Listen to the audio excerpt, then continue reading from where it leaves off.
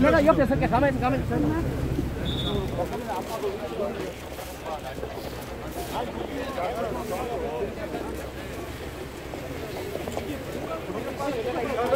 비켜주세요.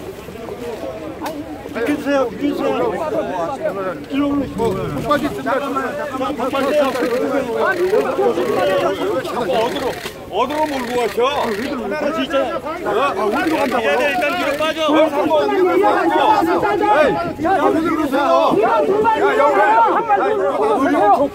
한발 물러서요. 기사님도 이러면 못해요. 한발 물러서요. 나오세요.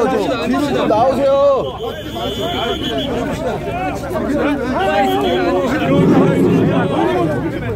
여러분 앞에 잠깐만요.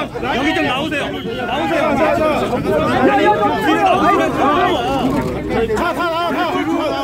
라인 좀 잡고 하니까 뒤로 같이 나와. 뒤로 좀 나오시라고요. 잠깐. 뒤로 갑시다. 뒤로 갑시다. 나오세요. 자, 지금부터 헌재 재판소 앞에서 김병호 변호사님의 기자회견이 있겠습니다. 기자들은 다 뒤로 모이세요. 김병호 변호사님의 기자회견을 시작하겠습니다. 네, 여러분 안녕하세요.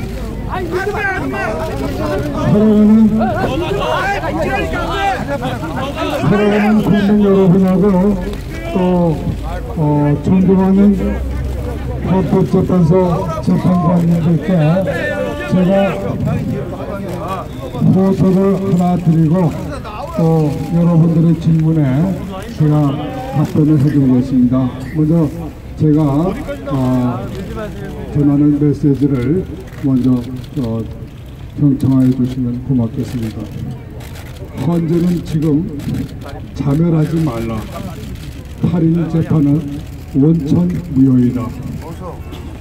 황교안 대행이 신임 헌재소장을 임명하여 헌법에 맞는 구인 재판소가 될 때까지 헌재는 탄핵심판 결정을 미루고 그 동안은 심리를 계속하여 피청구인 측에게 각하의 주장과 증거를 제출하는 방어권 행사의 기회를 주어야 합니다.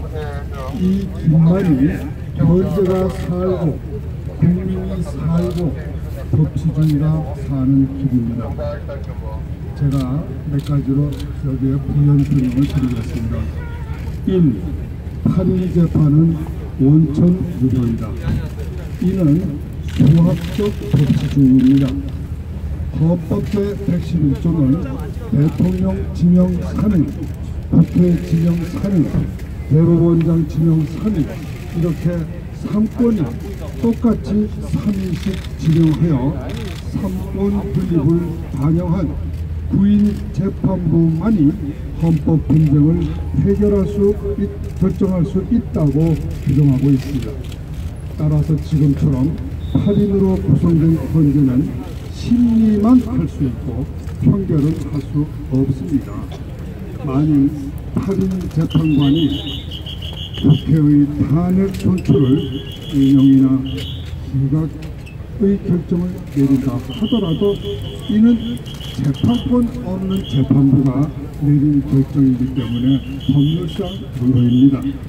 이는 마치 우리나라 법률상 3인으로 구성되는 합의부 법원만 판결을 내릴 수 있는 살인사건을 2인의 법관이 판결한 것과 같은 것입니다.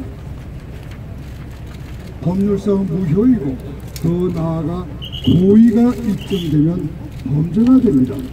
여기에는 어떤 예외나 반론이 있을 수 없습니다. 왜냐하면 이렇게 숫자로 표시된 헌법이나 법률 조항들은 그 위반 여부가 증거로 입증할 필요도 없이 자명하기 때문입니다. 저는 이것을 수학적 법치주의라고 부릅니다. 법치주의는 수학적 법치주의로부터 시작하는 겁니다. 법치주의의 시작 근본은 이러한 수학적 법치주의를 지키는 것에서부터 시작됩니다. 그 다음이 절차적 법치주의입니다. 왜냐하면 절차라고 하는 것은 숫자보다는 복잡하지만 추상적인 실체보다는 객관성, 명확성, 논리성이 단순하여 그 위반 여부가 쉽게 증명되기 때문입니다. 요컨대 법치주의는 수학적 법치주의가 시작이고 절차적 법치주의가 다음이고 마지막이 실체적 법치주의입니다.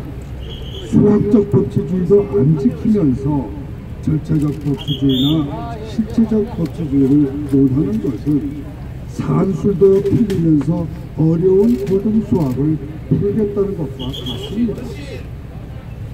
3번 황대행이 한 달 이상 신임 헌재소장을 임명하지 않고 있는 것은 중대한 직무유기이고 헌법 위배입니다.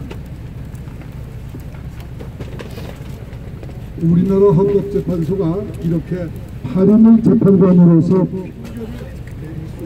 없는 불임에 못 넣는 거죠. 불임재판소가 된 것은 2017년 1월 31일 박한철 전 헌재소장의 임기가 만료되었는데도 그 후임자를 지명해야 할 헌법상의 의무가 있는 황교안 대통령 권한대행이 후임자를 지명하지 않고 있기 때문입니다. 황교안 대행은 늦어도 2017년 1월 중순부터는 박한철 전 헌재소장의 해임에 대비하여 지금 양승태 대법원장께서 하셨듯이 박한철 소장의 후임을 지명하여 국회의 동의를 구했어야 했던 것입니다. 그런데 황 대행은 이 당연한 자신의 헌법적 책임을 지키지 않았습니다. 만일 황 대행이 헌법에 따라 적기에 헌재소장을 임명하였더라면 그 이후 헌재가 불임법원에를 못 낳는 판결을 내릴 수 없는 법원이 되는 것은 동의 절차를 신속하게 밟지 않은 국회에게 그 책임이 돌아갔을 것입니다. 그런데 황 대행이 무슨 명분인지 후임 헌재소장을 지명하지 않았기 때문에 헌재는 그 불임의 책임이 누구에게 있는지 모호해졌고 그 때문에 3월 13일 이전에 결정을 내려야 한다는 헌재 측의 위헌적인 판결 스케줄이 마치 일리라도 있는 것처럼 언론에 보도가 되어서 국민을 혼란에 빠뜨린 것입니다. 이는 어느 누구도 부인할 수 없는 엄연한 사실입니다.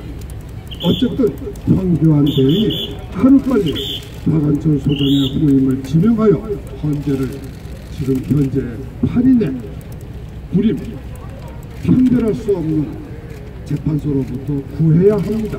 이것은 황 대행의 선택사항이 아니라 헌법상의 직무입니다. 헌재는 위헌이 명백하여 원천무효가 될 8인 심판 결정을 서두를 아무런 이유도 필요도 없습니다. 어쨌든 정치권이 합의하여 신임 헌재소장을 임명하여서 헌법에 맞는 후임재판부를 구성해 줄 때까지는 헌재는 아직 법정 심판기일 180일이 많이 남았으니까 동연히 조바심 내서 판결을 서두를 필요도 이유도 없습니다. 오히려 지금처럼 아무런 이유도 근거도 없이 서둘러서 8인의 재판부가 결정을 내리면 이는 헌재가 정치권의 직무유기 책임까지 자청하여 뒤집어 쓰는 결과가 되고 헌재는 그 존재 의의를 잃어서 자멸할 것이 명약관화합니다. 변론을 제게 속개하여 피청구인 측에게 반론권 행사의 기회를 주어야 합니다. 국회가 황교안 대행이 지명할 신임 헌재 소장 및 양승태 대법원장께서 2017년 3월 6일 지명한 이선의 재판관의 청문회 승인 절차를 취하는 동안 제가 생각할 때는 탄핵 소추처럼 신속하기만 하면 일주일도 안 걸릴 것이라고 생각합니다. 헌재는 변론을 재개 속대하여서 피신청인이 신청하는 여러 가지 소송 요건 선결 주장이나 고영태 일당의 증거 조작 주장을 들어보고 이 중대한 주장을 입증하기 위해서 피청구인이 제출하는 각종의 증거 신청을 받아들여서 편견 없이 공평하게 재판을 진행하여야 합니다. 이 길만이 헌재가 살고 국민이 살고 우리나라 법치주의가 사는 길입니다. 원로 법조인의 입장에서 다시 한번 헌재와 국민 여러분에게 간곡히 호소합니다. 감사합니다. 사랑합니다. 국민 여러분, 재판관님 여러분, 존경합니다. 자, 기자 여러분, 질문 있으시면 질문을 해주시기 바랍니다. 자, 어디? 예. 세 분만 받겠습니다. 질문 있으세요? 기자님들? 없으시면 이것으로 기자회견을 마치겠습니다. 여러분 의의 없으시죠? 네. 선고일이 오늘 정해질 수도 있다고 하는데 그러면 이 절차대로 선고가 진행이 된다고 하면은 그 이후의 절차는 어떻게 하실까요? 저는 확실한 이야기의 일에 대해서만 답변할 수 있습니다. 미래의 일은 누구도 모르는 것입니다. 미래의 일이 생기면 그때에 가서 제가 생각하는 바를 말씀드리겠습니다. 또 기자님 질문 있으세요? 네. 없으시면 이것으로 네. 기본적으로 지금 절차상에 많은 문제를 지적하셨잖아요. 그러면은 불복하실 수 있는 가능성에 대해서 저희가 다시 한번 말씀드립니다. 미래의 일은 신만이 알 수 있는 겁니다. 재판소가 어떻게 결정할지도 모르는데 미리 당겨서 이러쿵 저러쿵 추측을 하고 자기 의견을 말하고 더군다나 국민 여러분에게 잘못하는 오해를 드릴 수 있는 그런 말씀을 하는 것 그분들이 잘못입니다. 저는 그러한 무책임한 이야기는 하지 않겠습니다. 어제 문화일보에는 13일 선거 예측하신다고 하는 저는 예측하는 사람 아닙니다. 점쟁이에게 물어보세요. 네. 또 기자님 질문 있으세요? 네. 없으시면 오늘 김평우 변호사님이 마지막 13일 이 헌재에서 판결을 앞두고 하시는 말씀에 판결을 앞둔 주가 아닙니다.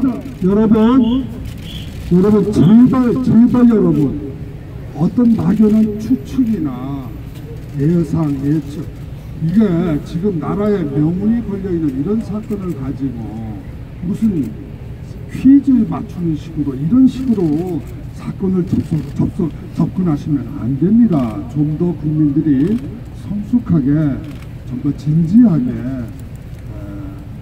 자신의 나라의 입장에서 또 재판관님들도 나라를 걱정하시는 분들이니까 그분들의 입장에서 한번 진중하게 이 문제를 다뤄주시길 부탁드리겠습니다. 그러면 이제 그 선고일이 가까워질수록 그만하겠습니다. 네. 미래의 일은 말하지 그게 아니고 그러면은 있으면 격하한다는 우려가 있는데 질문 그만뒀고요. 지금 이것으로 기자회견 마치도록 하겠습니다. 대한민국 만세! 대한민국 만세! 대한민국 만세! 여러분!